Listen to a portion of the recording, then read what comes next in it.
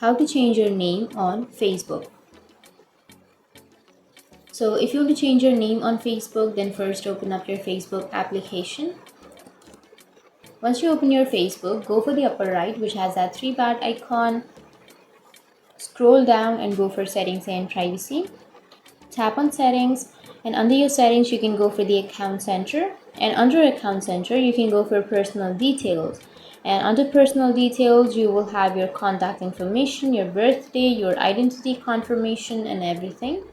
So to change your name on Facebook, go for the profiles and choose the Facebook profile, and here you will have your name option. Tap on name, and then you need to simply remove the first or the last name that you would like to remove and enter the new name.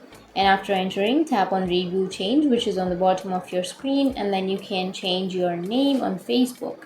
So that's how you can change your name on Facebook. And if you have any questions, feel free to comment below. Thanks for watching.